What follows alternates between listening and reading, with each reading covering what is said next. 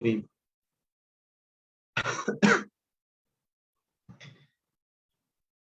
وقال النبي صلى الله تعالى عليه وسلم إنما بعثت لأتمم مكارم الأخلاق أو كما قال عليه الصلاة والتسلیم.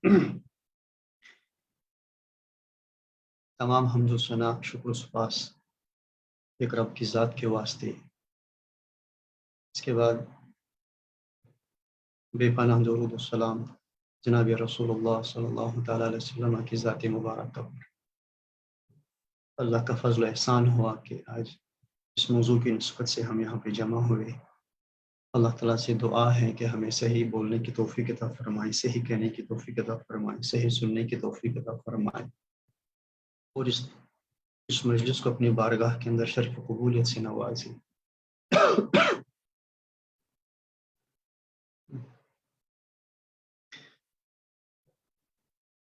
کیونکہ اخلاقیات یا علم جو ہے، علم الاخلاق یا اخلاقیات، یہ دنیا کے قدیم ترین مباحث میں سے شامل ہے، بلکہ دنیا کے اہم ترین مباحث میں شامل ہے. تاریخ کے شاید ہی کسی دور کے اندر اخلاقیات کے حوالے سے جتنے بھی مباحث ہیں ان ڈسکس نہ کیا گیا، کیونکہ انسان کی فطرت کے ساتھ جڑی ہوئی شے ہے، انسان کی فطرت کے ساتھ جڑی ہوئی چیز ہے. قدیم دور سے ہی اخلاقیات کے حوالے سے مختلف نظریات اور مختلف تصورات میں بحث ہوتی رہی ہے. اب چونکہ جو اخلاقیات ہے، جو مورالٹی ہے، اس کی دو لیولز ہیں. ایک تو ہے جس کو ہم بیس لیول کہہ سکتے ہیں، ایک نچلی سطح، اور اس کی ایک اور ہائر لیول ہے، یعنی اعلیٰ و بالا سطح. جہاں تک پوری تاریخ انسانی کا تعلق ہے تو بیس لیول کی اخلاقیات یا نچلی سطح کی اخلاقیات تاریخ کے ہر دور کے اندر، ہر معاشرے کے اندر، ہر فرد کے ساتھ، ہر قوم کے ساتھ، ہر قبیلے کے ساتھ جڑی ہوئی ہے، اور اس میں تقریباً سب کا اتفاق ہے. کچھ بنیادی صفات ایسے ہیں جن پہ انسانیت متفق ہے کہ بھئی اچھی چیزیں ہیں، اور کچھ بنیادی صفات ایسی ہیں some of the basic characteristics are there which almost all humanity agree that it is wrong or it is bad. مثلا ہر قوم، ہر فرد، every nation of this planet یہ سمجھتی ہے کہ بھائی قتل ناحق بالکل غلط چیز ہے. نہیں کسی معصوم شخص کو قتل کرنا، killing an innocent human being is an abhorrent, obnoxious deed. یہ بالکل قابل مذمت ہی نہیں بلکہ ایک متروک العمل شے ہے جس پہ کوئی انسان عمل نہ کرنا چاہیے. اسی طریقے سے بلکہ قرآن نے تو یہاں تک اس کو کہا کہ اگر آپ نے ایک انسان کی جان بچائی، ایک معصوم انسان کی جان آپ نے بچائی، کأنما احیا الناس جمیعا، جیسا کہ اس نے پوری انسانیت کی جان بچائی. ومن قتل، اور جس نے ایک کو قتل کیا without any sort of legal justification، فَكَأَنَّمَا قَتَلَ النَّاسِ جَمِيعًا، as if he killed and butchered the whole humanity.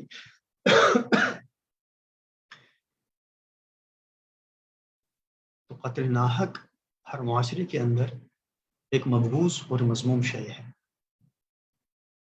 اور اسی طریقے سے انسانی جان کا تحفظ، انسانی زندگی کو محفوظ کرنا، ہر معاشرے کے اندر اس کو ایک اچھی چیز گردانا جاتا ہے.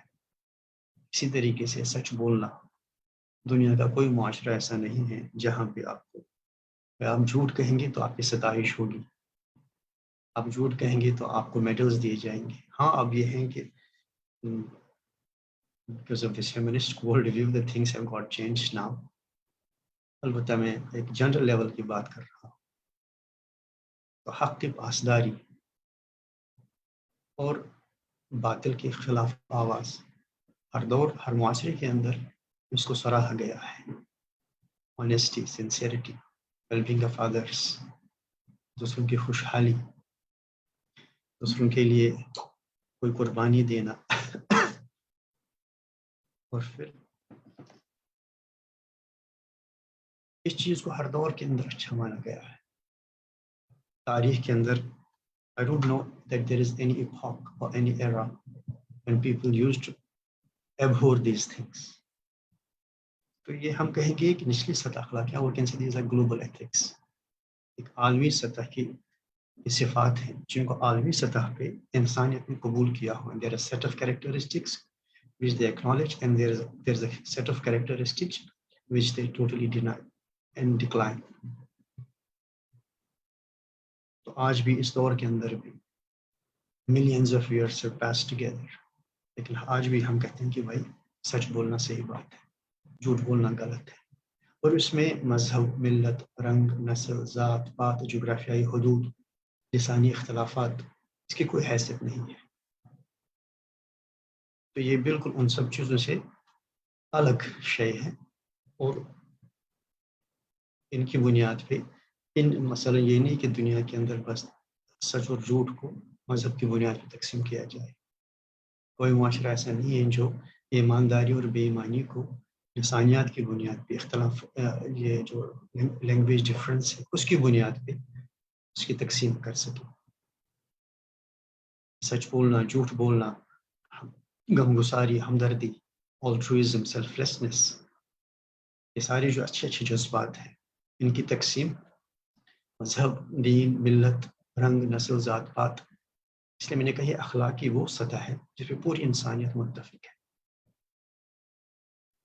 پھر ہے اس کے بعد ایک اور اہم سوال جو کہ آج ہمارے موضوع سے متعلق ہے، وہ ہے مصادر کیا ہوں گے اخلاقیات، اعلیٰ اخلاقیات کی. یہ جو لیول ہے اخلاقیات کی، اس لیول پہ تو مشرکین مکہ ہمارے پیارے نبی صلی اللہ علیہ وسلم کو ٹائٹل دیتے ہیں الصادق الامین، بلکہ سیدنا ابو سفیان رضی اللہ عنہ ان کے بقول جب ہرقل نے ان سے سوالات کیے تھے تو نبی صلی اللہ علیہ وسلم کے بارے میں پوچھا تھا کہ کیا وہ کبھی جھوٹ بولتے ہیں، تو انہوں نے فرمایا ما جربنا علیہ کذبا قط، ہم نے آپ کو کبھی جھوٹ بولتے ہوئے نہیں سنا ہے.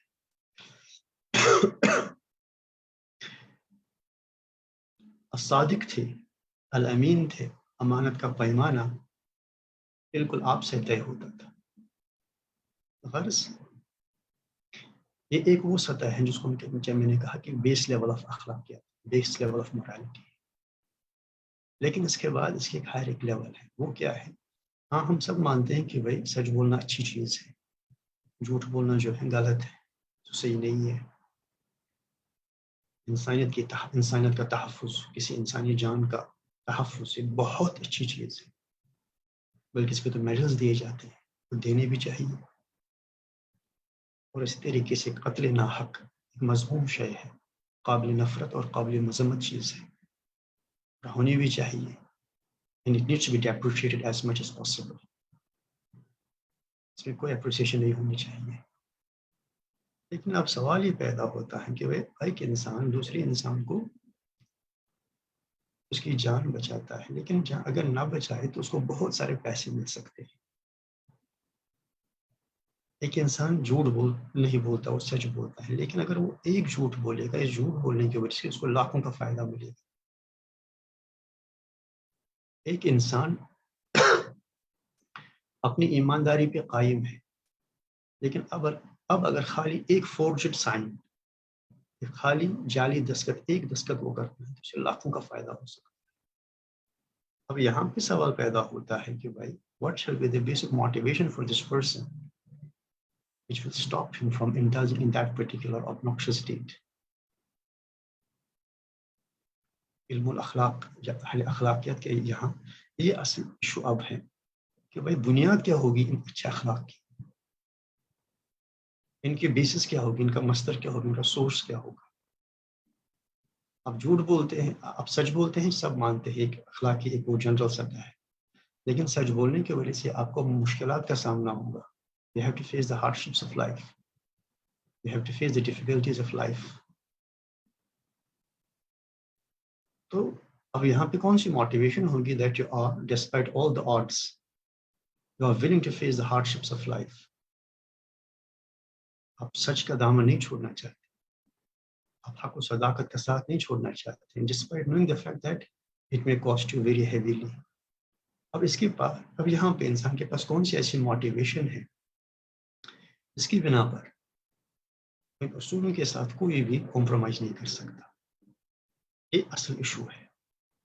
ادروائز اخلاقیات کے جو میں نے کہا نچلی سطح base level it is all acceptable all through the globe. پورے انسانی معاشرے کے اندر جہاں جہاں بھی کوئی انسان ہے چاہے ذاتی حیثیت سے فرد کے اعتبار سے ہو یا اجتماعی شکل میں رہتا ہو ایور qualifies جو ہیومن بینگ, اللہ نے ایک ودیت کی ہوئی ہیں ساری چیزیں.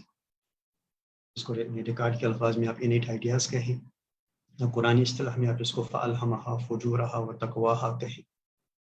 It's not just a lump of clay, we are born just a lump of clay. گوشت پوست کا لتڑا ہم بنے ہوئے ہیں اور بس یہ ساری چیزیں ہیں خود بخود ہمارے وجود کا حصہ بنتی گئی.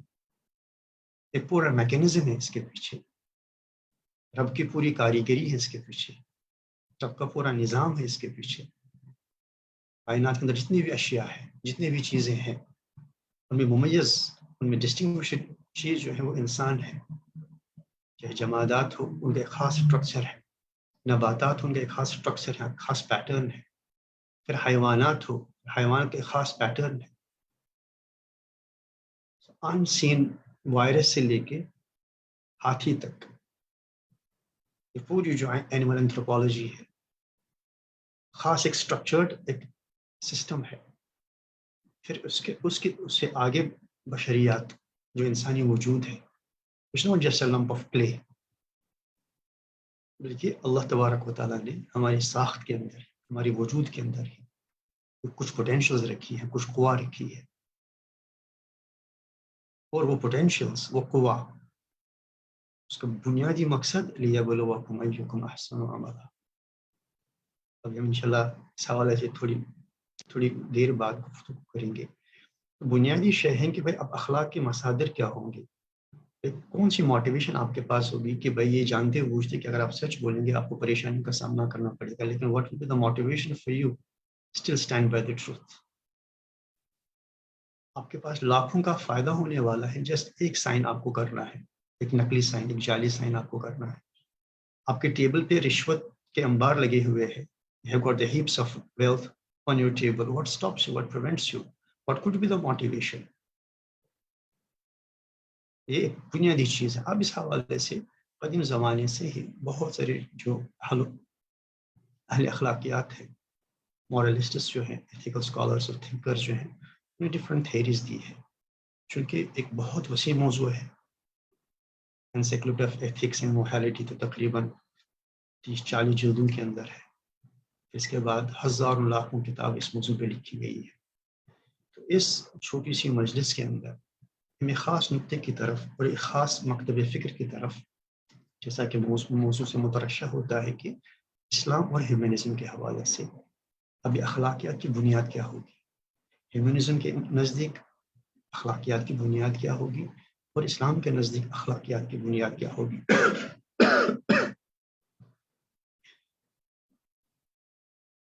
سب سے پہلے ہم دیکھیں گے ایک شارٹ انٹروڈکشن ٹو ہیومنزم. ہم دیکھیں گے کہ ہیومنزم اپنی ساختی اعتبار سے یہ جو فلسفہ ہے, اس کے جو ڈفرینٹ ابعاد, ڈفرینٹ ڈائمینشنس ہیں, وہ کیا ہے. کیونکہ جو پرائمری تصورات ہوں گے, پرائمری تصورات کی روشنی میں ہی ذیلی تصورات سمجھے جاتے ہیں. اب چونکہ ہم یہاں پہ ایک صرف موریلٹی کو ڈیل کرنا ہے, اخلاقیات کو ڈیل کرنا ہے, as a humanistic world view کے اعتبار سے جو اس کے باقی ڈائمینشنس ہیں اس کی طرف ہم نہیں جائیں گے. البتہ بیسک پریمیسز ہم دیکھیں گے. We try to understand the basic premises of humanism, what is all about, اس کی بنیادی تعلیمات جو ہیں, تو انہی کے روشنی میں پھر ہم دیکھیں گے کہ what's its approach towards setting the model code. تو اس اعتبار سے جو ہیومنزم ہے ایک ورلڈ ویو ہے. ورلڈ ویو سے مراد کائنات سے متعلق ایک مربوط تصور, کائنات سے متعلق, انسان سے متعلق, اور پھر ان دونوں سے متعلق ایک مربوط تصور. اور کوئی بھی تصور ورلڈ ویو جو کوئی بھی ورلڈ ویو 3 بنیادی چیزوں کا ایڈریس کرنا چاہے. If it fails to address 3 basic premises, then it ceases to be a world view. It can be a theory, it can be a hypothesis, it can be an assumption or presumption. اب چونکہ میں نے world view کا لفظ استعمال کیا کیونکہ humanism جو ہے، ہیومنسٹک ڈسکورس جو ہے، ان تینوں چیزوں کو، جو تین بنیادی چیزیں ہیں جو میں نے آپ کو بتایا، تینوں کو ایڈریس کرتا ہے اور تینوں کے بارے میں اس کا اپنے خاص فلسفہ ہے. ایک تو یہ کہ انسان جو ہے، انسان سے متعلق اس کا نظریہ، پھر کائنات سے متعلق انسان سے متعلق نظریہ، simply we call it ontology، ontological discussion. پھر کائنات سے متعلق نظریہ، اٹس کاسمولوجی، کاسمولوجیکل ڈسکورسز. پھر اس سے متعلق جو ربط، اس سے متعلق جو علم کی جو تعمیر ہوگی، سنتھسس آف نالج ہوگی، دیٹ از ایپسٹمولوجی. جب ہم ان تین چیزوں کو دیکھیں گے تھرو ہیومنسٹک پرسپیکٹو اور through humanistic point of view, then it is very easy for us to understand the positioning of akhlaq or the positioning of morality vis-a-vis the humanistic approach or humanistic discourse. جہاں تک ontological issue کا تعلق ہے یا cosmological issue and epistemological issue، جیسے میں these are three basic elements of a world view. epistemology کے ذیل میں پھر psychology بھی آتی ہے. اب البتہ میں یہاں پہ I'm not going to discuss that in detail. یہاں تک ہیومنزم کا تعلق ہے، تاریخی اعتبار سے شاید ہی کوئی ایسا فلسفہ ہے، ایسا کوئی نظریہ ہے جو اس وقت دنیا میں گردش کر رہا ہے، اس کے تانے پانے گریک فلسفے سے جڑے ہوئے ہوں. جو گریکس تھے، they were the pioneers of all these thoughts، کیونکہ اصل میں جو ماڈرن ویسٹ ہے is a blend of Greek, Roman and then humanistic philosophy. معجون ہے ایک معجون اور ایک we can say it's a plethora of ideas which shaped the modern West. Plethora of ideas. It's not one single idea that shaped the modern West.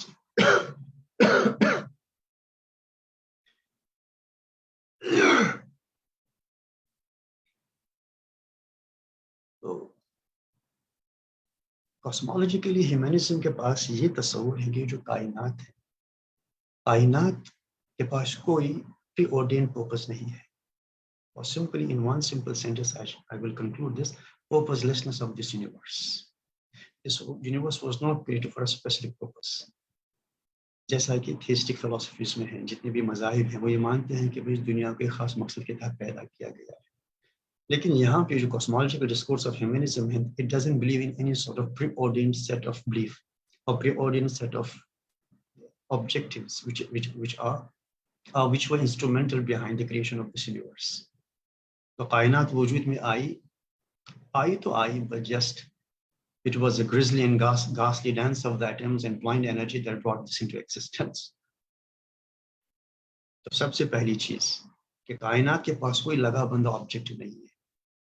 یہ پوری کائنات جو بنی ہے بے مقصد بنی ہے، اس کے پاس کوئی مقصد، اس کے پیچھے کوئی مقصد نہیں ہے. there is no any set objective behind the creation of this universe. ٹھیک ہے، آئی دنیا وجود میں آئی تو آئی، بس کیوں آئی؟ تو یہ تو بس purposelessly وجود میں آئی ہے. یہ پوری کائنات کا نظام جو ہے purposelessly وجود میں آیا ہے. یہاں پہ existentialism اور humanism they sail in the same boat. They share the same values and ideas, though later on they depart the trajectory. لیکن یہ ایک ایسی premises ہیں جہاں پہ دونوں بالکل ایک ہی جگہ پہ فلوٹ کرتے ہیں. تو یہاں پہ ایک مشترکہ شے ہے ایگزسٹنشلزم اور ہیومنزم کے درمیان. بہت ساری چیزیں ہیں جو ان کو sets them apart، لیکن یہ ایک بنیادی چیز ہے، that is purposelessness of this universe. cosmological discourse کے اعتبار سے this universe doesn't have any specific purpose. اسی بنیاد پہ all the humanists they vehemently attacked the teleological concepts. Teleology is a part of theology کہ بھائی جو کائنات ہیں یہ اپنے اندر ایک اسٹرکچر رکھتی ہے، اور اس کا اسٹرکچر ہمیں مجبور کرتا ہے کہ ایک مقصد کے تحت پیدا کی گئی ہے. جتنے بھی فینومینا ہے، نیچرل فینومینا ہے، یہ ایک خاص مقصد کے تحت وجود میں لائی گئی ہے. سو دے ویہمنٹلی اٹیک اٹ، بلکہ اس کو ڈاؤن گریڈ کرنے کے لیے to make it just you can say just to deflate and downplay its importance.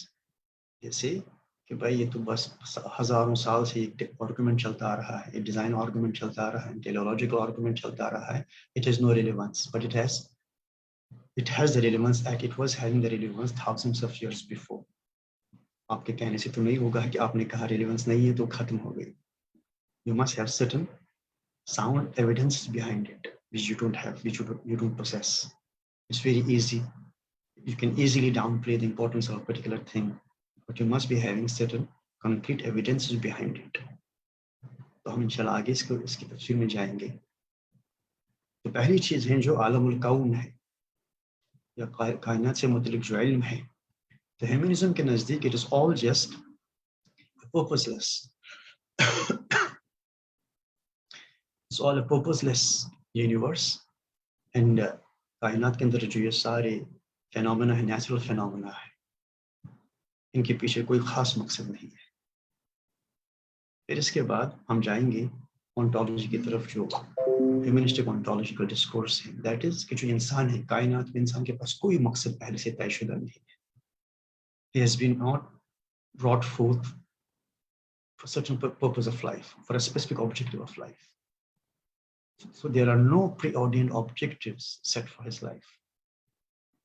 As an insan hai kainat, he is a master of his own destiny. He'll set the laws. He'll set the laws for each and everything, including morality of his own. There should be no any external agency which will define his ontology. He is enough to define of his own. اس کو اپنا آپ define کرنے میں وہ کسی کا محتاج نہیں ہے. تو یہاں پہ بہت ساری اصطلاحات جو فرد کے حوالے سے، human dignity, human happiness, goodness, good and all these things, اچھے اچھے القاب جو ہیں سیدنا علی بن ابی طالب رضی اللہ عنہ کے بقول کلمۃ الحق ارید بها الباطل. جب خوارج نے ایک نعرہ بلند کیا تھا ان الحکم الا للہ، حاکمیت کا حق صرف اللہ کو ہے، تو علی بن ابی طالب رضی اللہ عنہ آپ نے فرمایا کلمۃ الحق، بات تو اچھی ہے لیکن اس کے ذریعے سے یہ اپنے باطل کو پروو کرنا چاہتے، اپنے باطل کو سپورٹ کرنا چاہتے. اسی طریقے سے جو ہیومنزم کے جو اچھے اچھے القابات ہیں، ہیومن ویلفیئر، ہیومن ڈگنیٹی، ساری اچھی چیزیں ہیں. ایک چیز جو کامن ہے اسلام اور ہیومنزم میں وہ یہ ہے کہ بھائی ہیومنزم کا مین آبجیکٹو کیا ہے؟ Discuss the human being. اور قرآن کا مین مقصد کیا ہے؟ To discuss the human being. تو یہاں پہ we float in the same plane. لیکن اب یہ گڈ کیا ہے؟ who will define the dimensions of this good and bad? Here we set apart the ways. Humanism کے ہاں جو انسان ہے وہ کسی خارجی شے کا محتاج نہیں. It doesn't need any supernatural being to set a destiny for him, to set the rules, laws, values and ideals for him. Rather, it is a human being himself who is the master of his own destiny, and he's free to write his own script, rather to follow already and written script. پھر یہاں سے ایک تصور علم وجود میں آ جاتا ہے، اس کو ایپسٹمولوجی کہیں گے، source of knowledge. there is no any extra human source of knowledge. تو یہاں سے وحی کی پوری نفی ہو جاتی ہے. تو ان کے اس فلسفے کے نزدیک، اس ورلڈ ویو کے نزدیک جو مین سورس آف نالج ہے that is a human being it self. لہذا انسان سے متعلقہ جتنے بھی شعبے جات ہیں وہاں پہ انسان کو خود اختیار ہے کہ وہ اس کے لیے اقدار کو طے کرے، سیٹ کرے، ویلیوز کو سیٹ کرے. And it is a human reason which is enough to set these values and ideals for the human beings through the scientific method. یہاں پہ وہ ان کا 20ویں صدی کے اندر ہیومنزم جب وجود میں آیا تو سب سے پہلا کام انہوں نے کیا کیا؟ سائنس کے ساتھ اپنا رشتہ بہت استوار کیا. بلکہ میری اسٹڈی جہاں تک ہے کہ فلسفی آف سائنس ہے اس کو بہت حد تک ریفائن کیا ہے ہیومنسٹس نے، کیونکہ سائنس تو اپنی ساخت کے اعتبار سے آپ کو صحیح غلط نہیں بتا سکتی، اس کا ڈومین ہے ہی نہیں. اٹس اے ڈومین آف فلسفی of science.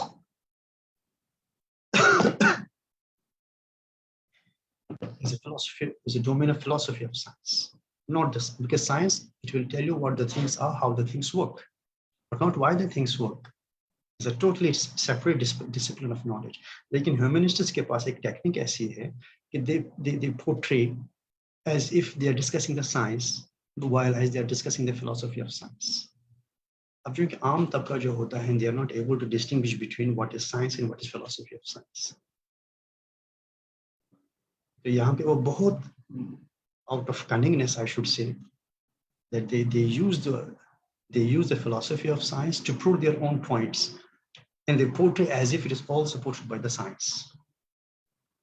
So this is the ایک بنیادی تعارف جو آپ کو بھی پتا ہوگا ہیومنزم کے اعتبار سے. لیکن اصل ایشو اب یہاں پہ ہے اس کی مختلف اقسام بھی ہے, ہم تو اس کی تفصیل میں نہیں جائیں گے. ہمارا بنیادی مقصد مین اسٹریم ہیومنزم, باقی جس کی ڈفرینٹ اقسام ہے I skip these. I'm talking about the mainstream humanism. تو اس کے جو کور آئیڈیاز ہیں in the light of its ontological, cosmological, epistemological discourse, اس کے جو کور آئیڈیاز ہیں, اور پہلی بات, truth is not objective, it is subjective, which can be discovered through reason and scientific method. اب یہ اہم ترین بات, truth is not subjective, it is not objective, it is subjective. And second, it's not absolute, it is relative. جو حقائق ہے, there are no absolutes. دنیا کے اندر کوئی ابدی حقیقت نہیں ہے. دنیا کے اندر سب چیزیں اضافی ہیں. جس کو آپ حق سمجھتے ہیں ممکن ہے دوسرے معاشرے کے اندر اسی کو باطل گردانا جاتا ہو.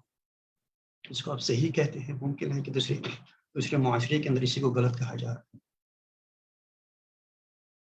تو کوئی ایسی شے نہیں ہے کہ جو ایبسلیوٹ ہے. آبجیکٹو ٹروتھ کو کوئی چیز نہیں ہے, بلکہ ساری چیزیں کیا ہے, سبجیکٹیولی ریلیٹیو ہے. آپ ان کو جو میننگ دینا چاہیں. اصل میں ایک اور ڈسکشن ہے کہ ایپسٹمولوجیکلی جب انسان دنیا میں آتا ہے, اس کو جب وہ دنیا میں پیدا ہوتا ہے تو کیا وہ کچھ ان بنیادی تصورات کے ساتھ پیدا ہوتا ہے کہ is born like a blank slate like the John Locke کے نزدیک جب انسان پیدا ہوتا ہے is born with a blank slate, then it is a society which writes a script on his slate. اسی کانسیپٹ کو پھر آگے لیا. اصل میں اس کے ویسٹ کے اندر اس کی خاص ایک وجہ تھی, کیونکہ دین جو ہے this was the most exploitative tool. دین means Christianity. عیسائیت ایکسپلائٹیشن کا بہت ہی زیادہ خراب ترین ٹول تھا. جو انٹلیکچوئل کریو تھا, they went against this. Because Christianity talked about the merciful God. If God is so merciful, then how can he make injustice among his subjects, among his servants? So divine origin theory was the first ever theory which was brutally, vehemently attacked by John Locke. And instead he gave the concept of social contract, which was further on elaborated by Rousseau. And then in psychology, it was discussed by Sigmund Freud. Man is born with a blank slate. Lekin abhi jo Paul Bloom hai, American psychoanalyst, he has proven the Freudian concept of blank slate to be wrong. And he has shown scientifically, out of many experiments, that man is born with certain values and ideas. Or simply we can say he's born with a moral sense. He's born with a moral sense. A ghost ka lutla, lump of clay. It's not just as I said before, it's not the grisly and ghastly dance of the atoms and ions and the miracle of the goddess of this blind energy who made everything to happen the way it is. Okay. جب کائنات پہ ہم غور کرتے ہیں, اس کی cosmology, اونٹولوجی, جو اس کے نتیجے میں پھر جو ایپسٹمولوجی ہے, جب اس پہ ہم غور کرتے ہیں, it doesn't allow us to accept that it is all useless, purposeless, thriftless universe. کیونکہ کائنات کا each and every object of this universe exhibit a purpose. Right from the smallest part of the universe, that is atom, to the highest part, largest part of the universe, that is galaxy. It shows a purpose, it shows a pattern, it shows a beautiful structure. It exhibits, yes, is a creation of the great creator. انسان کے اندر آفاق و انفس کے اندر جو آیات اللہ نے رکھی ہے, نشانیاں رکھی ہے, science helped us a lot to discover these ayat and these signs to reach Allah subhanahu wa ta'ala, to reach the creator. تو یہ نہیں کہ بس purposelessly دنیا کے اندر انسان کو پیدا کیا گیا ہے. أَفَحَسِبْتُمْ أَنَّمَا خَلَقْنَاكُمْ عَبَثًا وَأَنَّكُمْ إِلَيْنَا لَا تُرْجَعُونَ. کیسی بےتی کی بات ہے، سمجھتے ہو کہ پوری کائنات کا نظام جو بنایا گیا ہے in this beautiful manner, in this baffling and surprising manner, پھر آپ سمجھتے ہیں کہ it's all useless.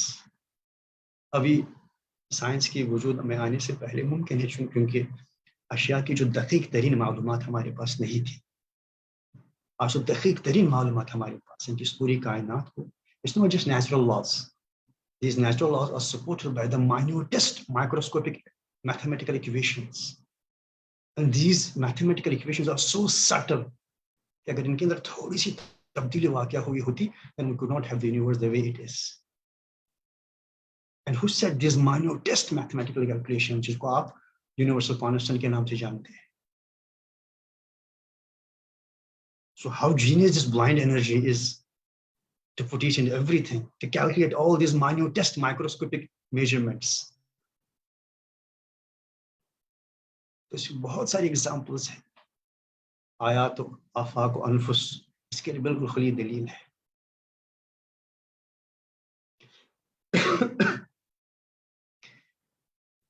تو کائنات کا ایک مقصد ہے، انسان کا ایک مقصد ہے.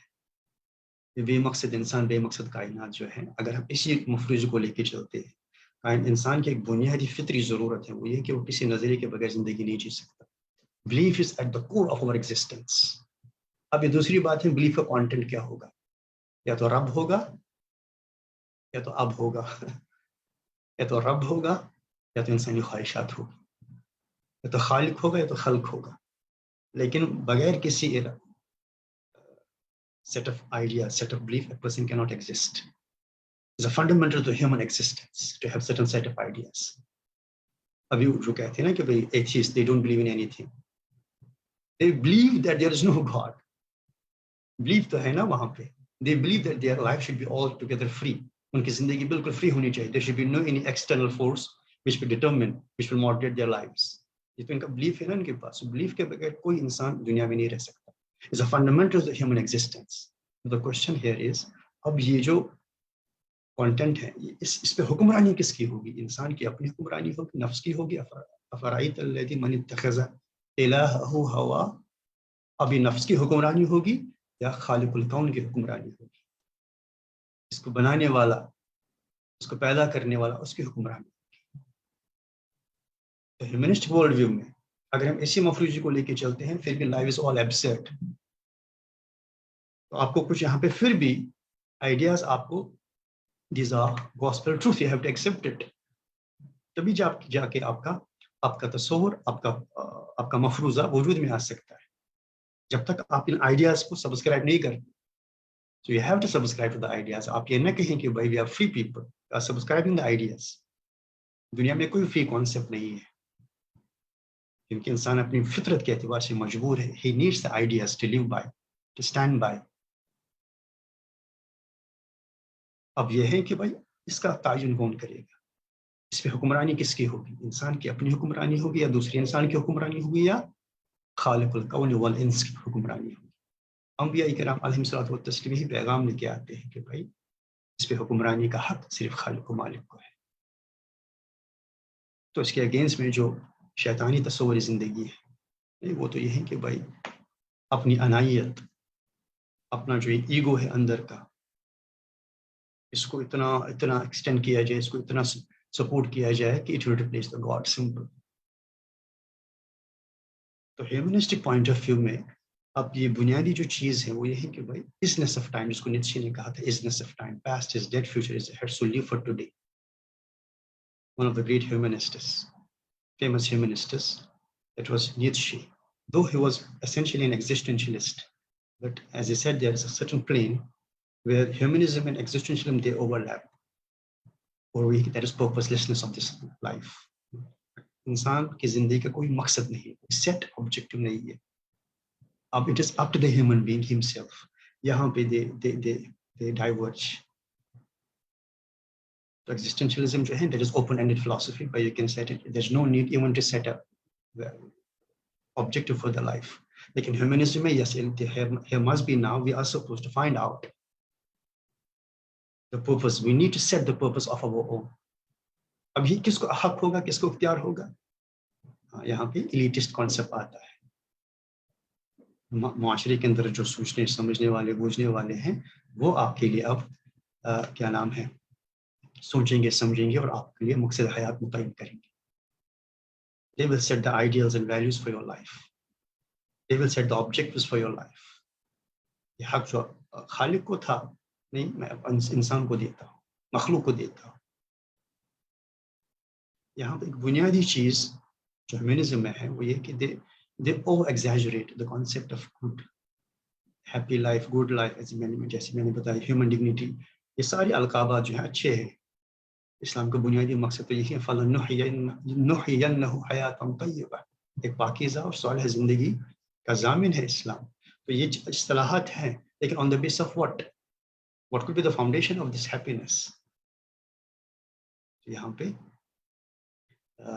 happiness जो drop होती है, the concept of happiness is all reduced to materialism, material happiness, sensual gratification, नफसानी तलज़्ज़ुज़ और लुत्फ़ अंदोज़ी दुनिया से, मादी एतबार से. और जो मकसद हयात है वही मकसद हयात यही है कि भाई to be good enough. American Humanist Association उनका लोगो ही है good without God, but there can be no concept of good without God. Simple सी एक सिंपल आर्गुमेंट है, why to be good, ठीक है. अब जिंदगी का कोई मकसद नहीं है जब, इसी वजह से जो suicidal tendencies है, it's all because of this humanist tendency, humanist perspective, and there is no set goal of life. तो आप जिंदगी में जब फेल हो जाते हैं, there is no set goal of life, then you put an end to your life. आप अपनी जिंदगी का खात्मा करते हैं कि जब हमारा जो तस्वुर है, हकीकी तस्वुर जो है, based on academic approach, that is the set objective of our life. We are here for a specific purpose of life. क्योंकि जब जो तख्लीक हमारी है और फी नफ्सी, अब मैं इसी नुक्ते को लूंगा वरना तो हम बहुत सारी डिस्कशन से करने के लिए. कॉन्सेप्ट ऑफ गुड, अच्छाई का तस्वुर, अच्छाई who is here to define what is good and what is bad, because it's not necessary when there are no absolute things. जब absolute कोई चीज है नहीं, सब चीज relative है, तो जिसको आप good कहेंगे, it's not necessary I also define it to be good. आपके नजदीक जो सही है मुमकिन है मेरे नजदीक वो गलत है. आप समझते हैं ये चोरी है, लेकिन चोर के लिए तो अच्छी चीज है. आपके लिए चोरी हो सकती है, लेकिन चोर के लिए तो चोरी है नहीं.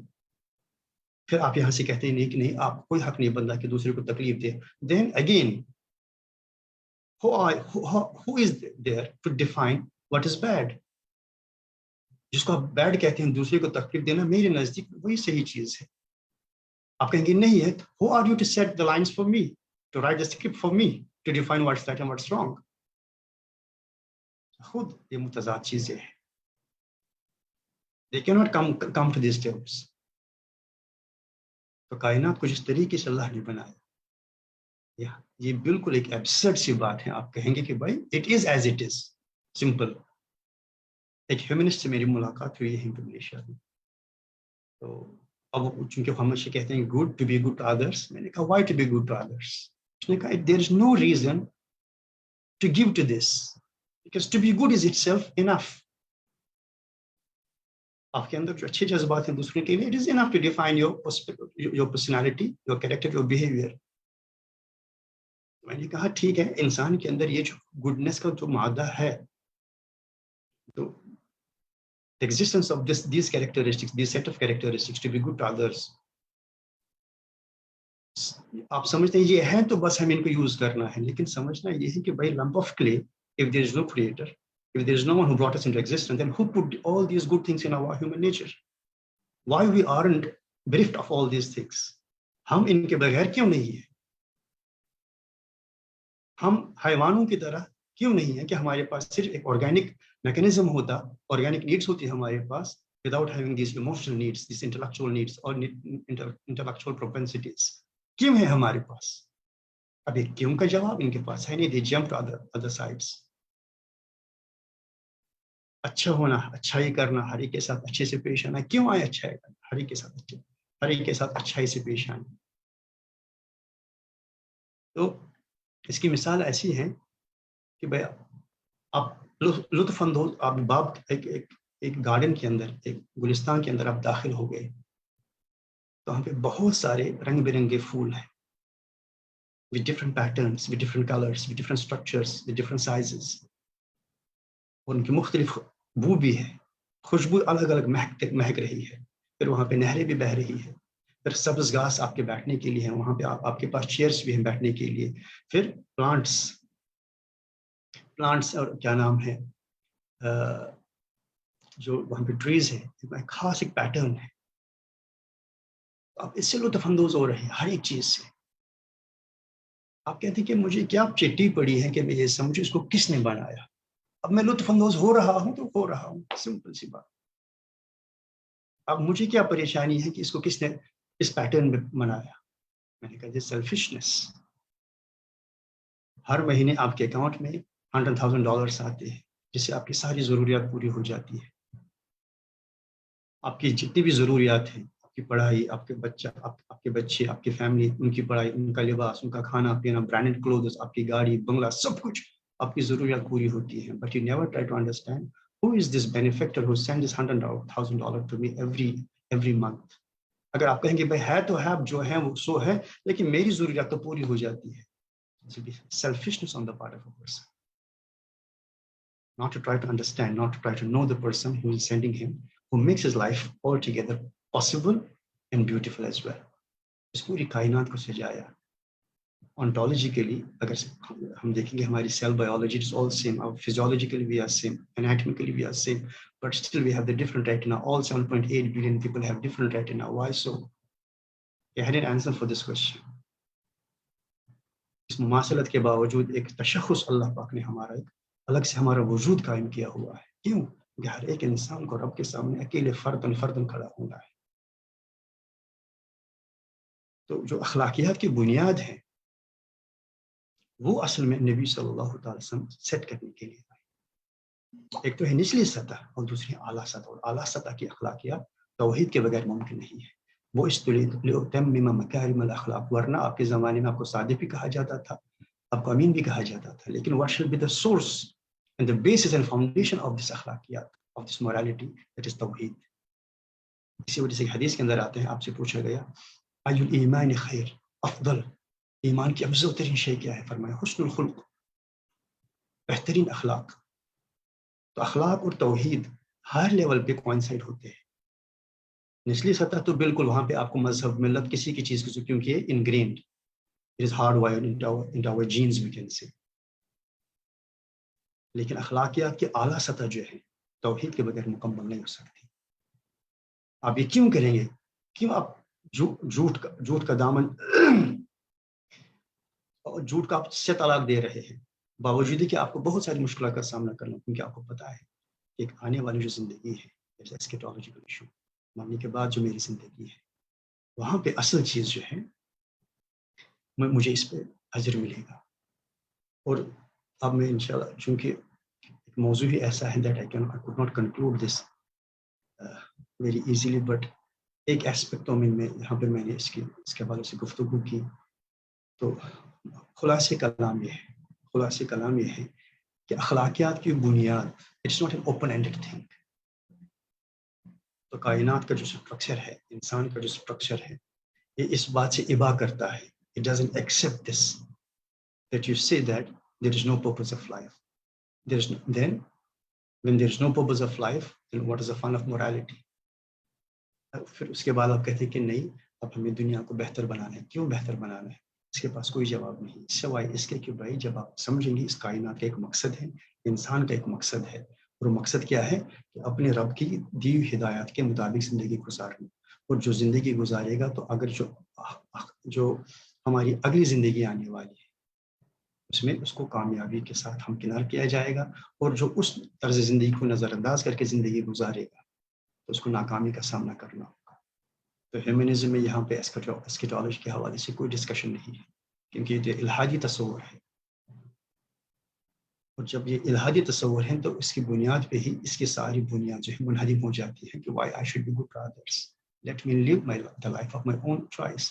لیکن یہاں پہ وہ آپ کو فورس کریں گے، نہیں بھائی آپ کو یہ سیٹ آف آئیڈیاز ماننے ہوں گے، then you are a humanist. اخلاقیات کی بنیاد توحید. تو یہاں سے نبی صلی اللہ تعالیٰ علیہ وسلم فرمایا اتمم مکارم الاخلاق. ہم مبعوث کیے گئے کہ اخلاق کی جو یہ کڑی ہے اس کو ہم ڈیفائن کریں. اخلاق کی یہ جو بنیاد ہے، تو اخلاق سے مراد کیا ہے؟ مکمل طرز زندگی جو عقیدے سے لے کے عمل تک جا پہنچتا ہے. اس کمپلیٹ کانسیپٹ آف اخلاقیات ان اسلام. اس کی بنیاد ہے عقیدے توحید، اس کا عملی نمونہ ہے رسول اللہ صلی اللہ علیہ وسلم کی طرز زندگی. اسی لیے فرمایا نبی صلی اللہ تعالی وسلم کی اطاعت ہر شعبے کے اندر ہم پہ فرض ہے، کیونکہ اعلیٰ اخلاقیات پہ آپ فائز تھے. اور چونکہ اسلامی اعتبار سے اخلاقیات کی 3 قسمیں ہیں. ایک ہے اخلاق حسنہ، جنرل ایتھکس اور جنرل مورالٹی، سچ بولنا، ایمانداری کا ساتھ دینا، دوسروں کی خیر خواہی کرنا، یہ اخلاق حسنہ ہے، اخلاق حمیدہ. پھر اس سے ایک اور اوپری سطح ہے جس کو ہم بولتے ہیں اخلاق کریمہ. اخلاق کریمہ سے مراد بھائی آپ اچھے یہاں سے اچھا سلوک کریں، اگر وہاں سے کوئی اچھا سلوک نہیں کرتا ہے پھر بھی آپ یہاں سے اچھا سلوک کریں. جیسے کہ نبی صلی اللہ علیہ وسلم فرمایا سل من قطعک، جو آپ سے رشتہ توڑے آپ اسے جوڑ دیں. اعط من حرمک، جس نے آپ کو محروم کیا جب آپ کی باری آئے گی تو آپ اس کو دیتے چلے. واعف عن من ظلمک، جس نے آپ پہ زیادتی کی جب آپ کا بس چلے، آپ کے پاس طاقت ہوگی آپ اس کو معاف کر دیں. یہ ہے اخلاق کریمہ. سل من قطعک، اعط من حرمک، واعف عن من ظلمک. اور پھر ہے اخلاق عظیمہ، ٹاپ لیول آف اخلاق. اس کی بنیاد جو قرآن نے فرمایا انک لعلی وانک لعلی خلق عظیم، وہ یہ کہ بھائی وہاں سے آپ کو تکلیفیں دی جا رہی ہیں اور آپ یہاں سے دعائیں دی جا رہے ہیں.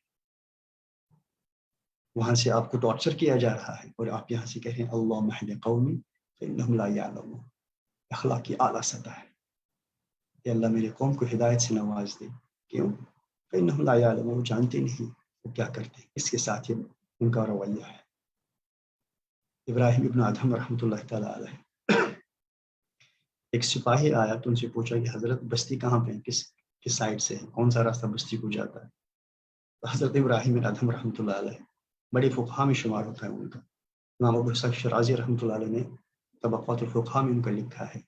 لیکن پھر اللہ تبارک و تعالیٰ بادشاہ تھے، بادشاہت کو چھوڑ دیا علم و دین کے لیے، معرفت کے لیے، اللہ تعالیٰ کی رضا کے لیے بادشاہ کو ترک کیا اور علم اور دعوت کے اندر مصروف ہو گئے، عبادت کے اندر مشغول ہو گئے. تو سپاہی نے پوچھا کہ حضرت بستی کا راستہ کہاں سے ہے؟ تو انہوں نے مقبرے کی طرف دکھایا. احیاء کے اندر امام الغزالی نے لکھا ہے رحمۃ اللہ علیہ.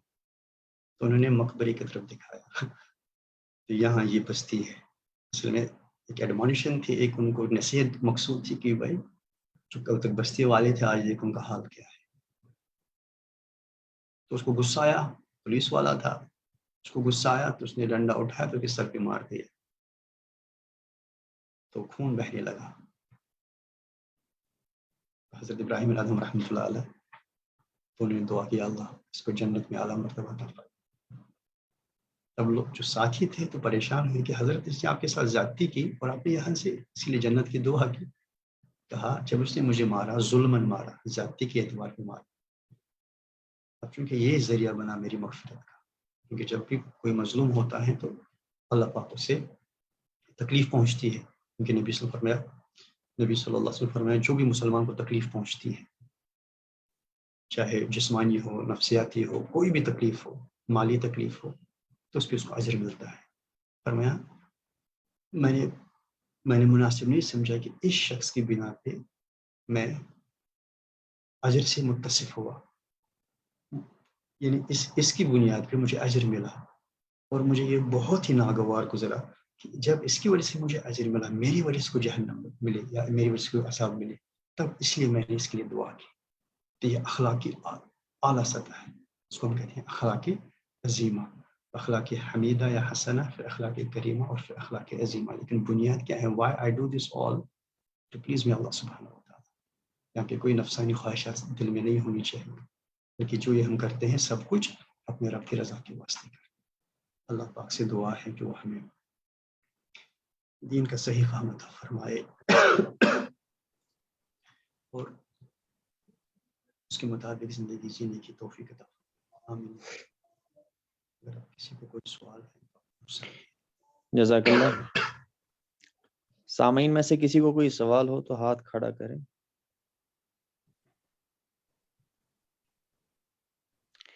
وارث بشیر صاحب پوچھیے.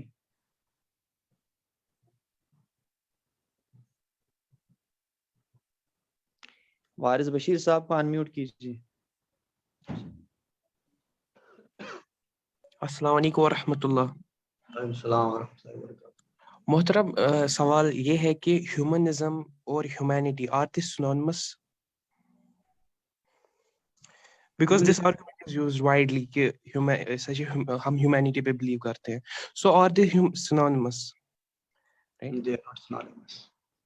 There are certain themes which are common to humanity and humanism, but they are not synonymous. Humanism ایک میں نے کہا ایک ورلڈ ویو ہے، ایک فلسفہ ہے، ایک مربوط فلسفہ ہے جس کی ایک تھیوری ہے، جس کی ایک اپلائڈ فارم ہے.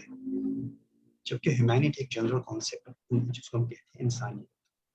البتہ چونکہ یہ spring sore like the hot cake, because میں نے آپ کو بتایا کچھ اچھے اچھے القاب ہیں جن کی بنیاد پہ لوگ سمجھتے ہیں ہاں بھائی human wellness, human well being, human dignity, human values, یہ ساری جو اسی وجہ سے میں نے کہا کہ اچھے اچھے خوبصورت القاب، لیکن ہمیں ان کے پیچھے دیکھنا ہے کہ اصل تصورات کیا ہے. So these are two different things. Though they try to portray that it is one, but it's not the same.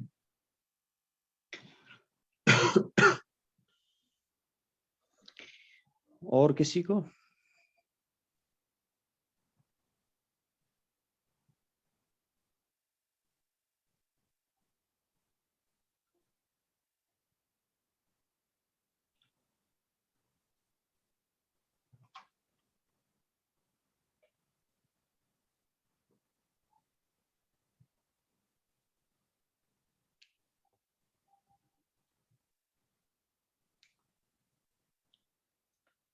فرحت النساء.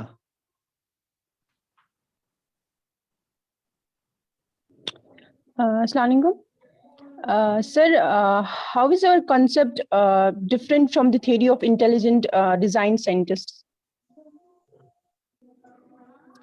پہلی بات جو تھیوری آف انٹیلیجنٹ ڈیزائن ہے، it's not a theory, it's a fact. کائنات کی جو تشکیل اللہ نے دی ہے، اب یہ جو ایوولوشنسٹ ہیں they use these words theories, assumptions, hypotheses and all these things. So theory of جو انٹیلیجنٹ ڈیزائن ہے it's not a theory, it's a fact. اور اس کے جو مظاہر ہیں پوری کوئی دنیا کے اندر بکھرے ہوئے ہیں. یہ کوئی ایسی چیز نہیں which is something utopia that is beyond the grasp of human understanding. دنیا کے جتنے بڑے بڑے جو ماہرین فلکیات ہیں، ماہرین کائنات ہیں، کاسمولوجسٹس ہیں، پھر جو ڈفرینٹ برانچز آف نالج ہیں، چاہے فزسٹ ہیں، کیمسٹ ہیں، پھر ہیومن انیٹمی ہے، ہیومن فزیولوجی ہے، پھر سیل بایولوجی ہے، جتنے بھی برانچز آف نالج ہیں، تو وہاں پہ آپ دیکھیں گے حیران کن طریقے سے اللہ تبارک و تعالیٰ پوری کائنات کی تخلیق فرمائی ہے. اور یہ کوئی ایسی چیز میں نے جیسے کہ میں نے آپ کو بتایا کہ قرآن کا اسلوب جو ہے وہ فیکٹ بیسڈ ہے، not on the fiction, it's not utopian thinking. جیسے سمپل سی بات میں نے آپ کو بتایا، جو انسانی اسٹرکچر ہے، ہماری آنکھ کا اسٹرکچر، ہماری سیل کا اسٹرکچر، اور پھر جو پورا میکینزم اللہ تبارک و تعالیٰ نے اس کو کنٹرول اینڈ کوآرڈینیشن کے تحت بنایا ہوا ہے. So it is very easy to say that it's all a natural phenomena. It's damnably brutal. It is damnably impossible to prove that it happens of its own, because present available knowledge doesn't accept it, that this could have happened of its own, and it's just, as I said, a lump of clay or grisly and ghastly dance of the atoms and the blind energy. Rather, جو intelligent design ہے، پوری کائنات کا design, آپ کا اپنا میرا، تو یہ ڈیزائن ہی اس بات کی دلیل ہے کہ جو نقش ہے وہ ناقش کی طرف دلالت کرتا ہے. یہ ایک فکشن ہو سکتی ہے، فٹ پرنٹ وداؤٹ فیٹ، اس کین بی اے فکشن. اپنے زمانے میں پڑھی تھی شاید شرلاک ہومز کی اسٹوریز میں سے، foot print without feet. They can have the footprint, but there is no feet. It can be a fiction, but not the fact. So this universe itself reflects this irrefutable truth that there is one creator behind its creation. جزاک اللہ. زبیر عزیز صاحب پوچھیں. السلام علیکم. وعلیکم. سیاد صاحب، یہ دوست میرے ایک انہوں نے سوال ابھی بھیجا ہے ऑब्जेक्टिविटी ऑफ ये जो मोरल वैल्यूज है, तो मुख्तलिफ शरीयतों में हमने देखा है कि कुछ चीजें कभी हलाल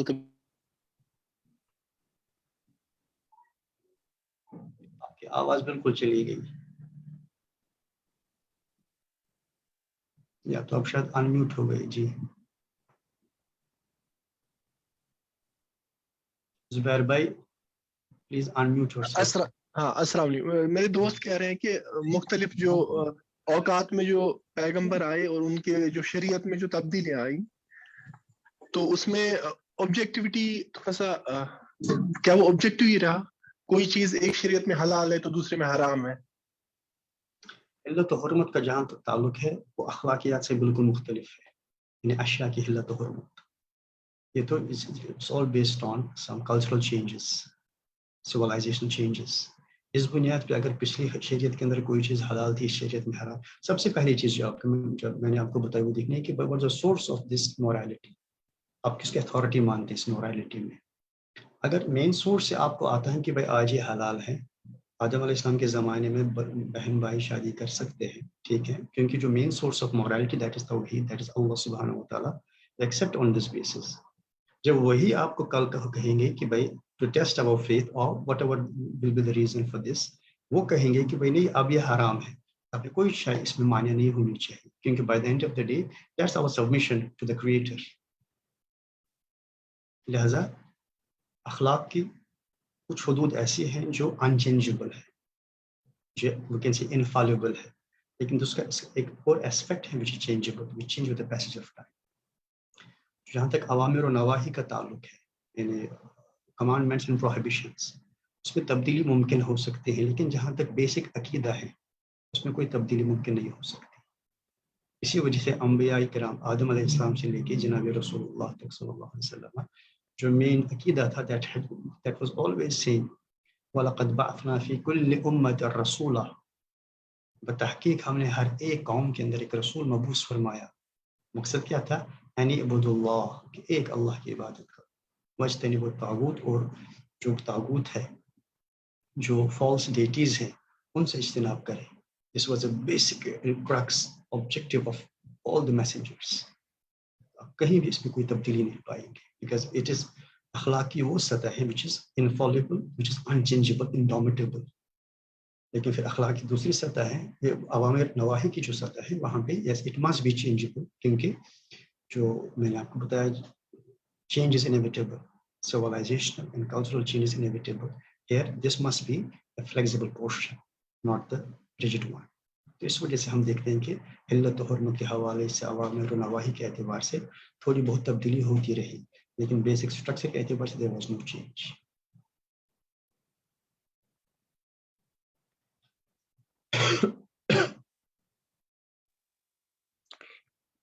डॉक्टर अब्दुल रऊफ साहब मुख्तसरन कीजिए सवाल कीजिए।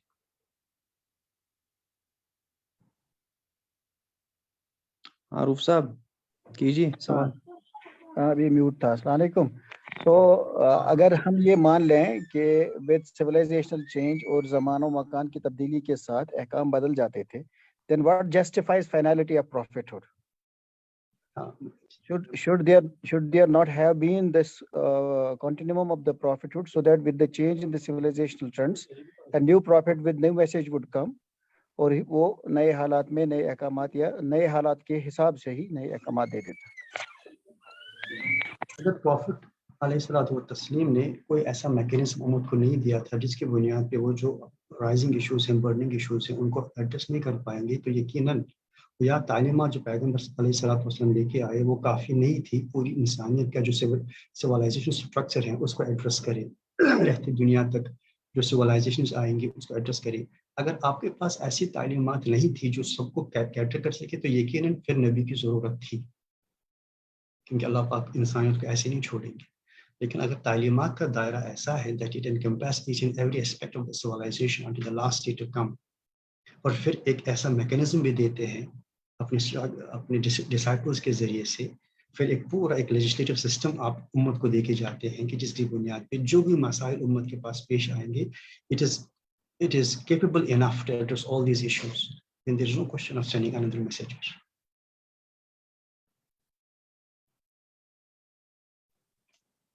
پچھلے دور کے اندر انبیاء جو ہے ایک تو ہے نبی, دوسرا ہے رسول. رسول وہ ہوا کرتے تھے جن کو اللہ پاک شریعت دیا کرتے تھے. نبی وہ ہوتا تھا جس کے دو کام ہوتے تھے, یا تو نبی کی موجودگی میں نبی کا ہاتھ بٹانا, اس کی تعلیمات کو لوگوں تک پہنچانا, اس پہ عمل کر کے دکھانا, پھر لوگوں تک پہنچانا. یا اگر رسول کے بعد نبی مبعوث ہوتا تھا تو اس کا بنیادی مقصد کیا ہوتا تھا, جو بھی رسول کی جو تعلیمات ہیں جو آبسلیٹ ہو چکی ہے یا آبسلیٹ آئیڈینٹی سے جو ابینڈنڈ ہے, جن پہ لوگ اب توجہ نہیں دے رہے, یا کچھ تعلیمات جو ہیں وہ محو ہو چکی ہے, اریز ہو چکی ہے, his main objective was to revive these teachings. نبی کا کام ہوتا تھا. نبی کوئی نئی شریعت, کوئی نئے احکام لے کے نہیں آتا تھا, بلکہ his job was to revive the previous Rasul's teachings. یہ اس کا بنیادی کام ہوتا تھا. اب چونکہ پچھلی جتنی بھی شرائع تھی اس میں اللہ تبارک و تعالیٰ نے ایک نظام کے تحت اب اس کے کریشن پلان اللہ پاک ایسا ہے کہ that we cannot understand all the things of creation plan of Allah سبحانہ و تعالیٰ, بٹ یہ ایک حتمی شے ہے کہ اللہ تبارک و تعالیٰ نے ان کی حفاظت کا کوئی ذمہ نہیں لیا تھا. چونکہ سیدنا محمد رسول اللہ صلی اللہ علیہ وسلم پر یہ تقبیل ہوئی اور خود اللہ جو آخری کلام آپ پہ بھیجا گیا, خود اس کی ذمہ داری, اس کی حفاظت کی ذمہ داری لی گئی. مینز دیٹ آج کی in this 21st century آج بھی اگر کوئی شخص آپ صلی اللہ تعالیٰ علیہ وسلم کی کسی بھی تعلیم پہ عمل پیرا ہونا چاہے, then he has undiluted source of knowledge, most protected and preserved source of knowledge still with us. So there is no question of sending another messenger. But یہ جو promise ہے, it will remain until the last day to come. آخری سوال ہے جنید صاحب. حضرت سوال میرا یہ ہے کہ لاسٹ ٹائم یہاں پہ ایک ایسی سیمینار ہوا تھا تو وہاں پہ یہ کنسیپٹ بولا گیا کہ امام غزالی رحمہ اللہ جو ہے وہ فلاسفی اور سائنس سے جن نے اس کو پڑھا تو وہ رکتے ہیں فلاسفی اور سائنس سے, کیونکہ وہ کہتے ہیں میتھمیٹکس مت پڑھو. تو ایسی بات یہ کہی گئی اس ایک لیکچر میں جو کشمیر میں ہی منعقد ہو, پروبیبلی آن لائن ہی وہ ہوا تھا. تو اس بارے میں آپ کیا کہتے ہو؟ شاید فلسفے میں میرا شوق امام غزالی سے ہی پیدا ہوا. سب سے پہلی بات میں نے کہیں پہ نہیں دیکھا کہ امام غزالی رحمۃ اللہ علیہ اس کی سے منع کرتے ہیں, جو خود ان کا. ہاں یہ صحیح ہے کہ بھائی آپ کے پاس آپ کا فکر و نظر ہے, آپ یہ ضروری نہیں کہ آپ فلسفے تمام فلاسفہ کے ساتھ ان کے تمام افکار کے ساتھ اتفاق کریں, جیسے کہ خود ان کا رویہ تھا. تحفۃ الفلاسفہ جو انہوں نے لکھی, اپنے ان آبزرویشنز کو اس میں قلم بند کیا کہ جس میں انہوں نے پوری شدت کے ساتھ اپنے اختلاف کو ظاہر کیا ہے علم کی بنیاد پہ. جہاں تک میتھمیٹکس اینڈ ادر سائنس کا تعلق ہے, امام غزالی نے وہ صراحتاً لکھا ہے احیاء کے اندر, ایک باب ہی ہے احیاء کے اندر کہ حتیٰ کہ نجار, کیا نام ہے, باربر, یہ بھی فرض کفایہ ہے. باقی میتھمیٹکس کی تو بات ہی نہیں ہے. Mathematics is a part of our شریعہ. بلکہ الجبرا آپ دیکھیں گے نا, جابر ابن حیان کو کیا ضرورت پڑی تھی الجبرا کی. اسکالرز سے that one of the basic reason was that کہ بھائی جو فرائض کے دقیق مسائل ہیں, کیونکہ جب آپ کے اگر ایک انسان کے پاس جو first line of inheritors that is اصحاب الفرائض نہیں ہوں گے, پھر ذوال ارحام آتے ہیں, پھر عصبات, پھر ذوال ارحام, پھر ایک اگر جو لائن ہے زیادہ کھینچ گئی, پھر اس میں بہت سارے دقیق مسائل ہیں. اب اس کو ڈسٹریبیوٹ کیسے کیا جائے؟ لیٹس یہ نہیں ہے تو اس کے موجودگی میں یہ ہے, تم کو کتنا ملے گا؟ Let X equal to 0, let X equal to S. تو یہ سارا جو تصور ہے میتھمیٹکس کا, یہ تو اسی بنیاد پہ وجود میں آیا ہے. تو مجھے نہیں لگتا ہے کہ آئی ڈونٹ نو جن صاحب نے یہ امام غزالی کی طرف منسوب کیا ہے, ان کے پاس کیا سورس ہیں, ان کے پاس کیا ایویڈنسز ہیں. جہاں تک امام غزالی کی اپنی کتابیں ہیں ان سے تو یہ کہیں ریفلیکٹ نہیں ہوتا ہے. ہاں یہ صحیح ہے کہ بھائی جو فلسفہ ہے اس کی اپنی پریشانیاں ہیں, اس کی اپنی دقتیں ہیں, کیونکہ اسلام ہمارے نزدیک جو ہے علم الکلام ہے. فلسفہ اور علم الکلام اس پہ these are two poles, we can say two opposite poles. We need to understand the difference between philosophy and علم الکلام. اگرچہ کچھ مباحث دونوں میں مشترک ہے, جیسے کہ میں نے آپ کو بتایا certain notions or certain topics, certain themes which are common between humanism and Islam. Likewise, falsafa or ilm al-kalam, these are two different disciplines of knowledge and they are poles apart, I should say like this. تو لازمی طور سے جو اسلامی علم ہے وہ علم الکلام ہے, جو انہی مباحث کو ڈیل کرتا ہے لیکن اپنی ایک میتھڈالوجی کے ساتھ. اوپن اینڈیڈ فلسفی یقیناً ہم کہیں گے جس کے پاس درک ہے، ملکہ ہے، اللہ نے اسے علمی صلاحیت سے نوازا ہے, then there are no limits. But if a person is not having any, we can say, the deep understanding of deen, so it may be misleading for him in the first instance. So better to just go through first your own legacy, then you can go through any marshy box of the knowledge. There is no any problem with it. اس میں کوئی حرج نہیں ہے پھر, لیکن اگلی سطح. جزاک اللہ, شکریہ. ابن خلدون دنیا کے پہلے سوشیولوجسٹ ہیں. ان کے نزدیک قوموں کے عروج و زوال کے ضمن میں اخلاق کو بنیادی اہمیت حاصل ہے. اپنے مقدمے میں تفصیلی بحث کر کے یہ بتایا ہے کہ قوموں کے عروج و زوال کے ضمن میں اخلاقیات کی بنیادی حیثیت ہے, جیسا کہ محترم سیاد صاحب نے بھی دوران تقریر کہا. اعلیٰ اخلاق دنیا میں عروج اور پست اخلاقی رویہ دنیا ہی میں قومی ذلت و رسوائی کا پیش خیمہ ہوتا ہے. تاہم ایک حقیقت ہے کہ خود اخلاق اپنی کچھ اساسات رکھتا ہے جن کی طرف موصوف نے توجہ دی.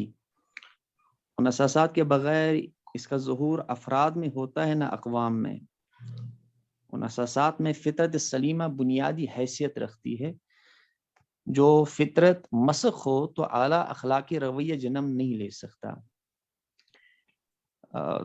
حقیقت یہ ہے کہ فرد ہو یا قوم، عالم ہو یا عامی، اخلاق ہر کسی کی کامیابی کا ضامن ہے.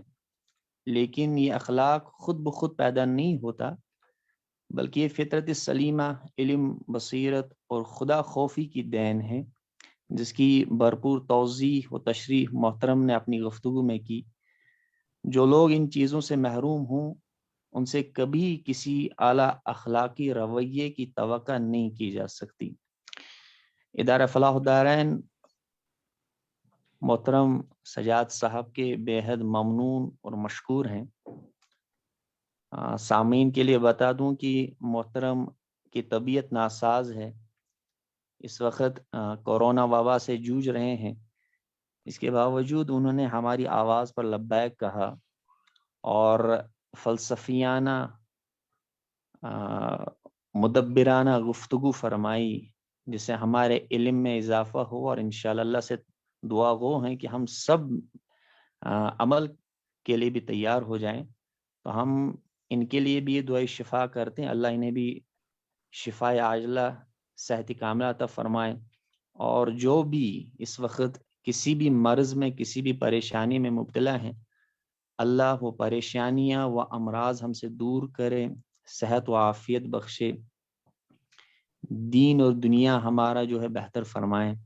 تو ہم محترم کے بہت مشکور ہیں سیاد صاحب، لیکن ساتھ ساتھ یہ بھی بتا دیں کہ ہم طالب ہیں اور انشاءاللہ پھر کبھی کسی اور نشست میں ہم آپ سے استفادہ کرتے رہیں گے انشاءاللہ. اللہ آپ کو سلامت رکھے، اور جتنے بھی سامعین ہیں سن رہے ہیں ان سبھی کو اللہ سلامت رکھے اور نیک خواہشات اللہ پوری کرے.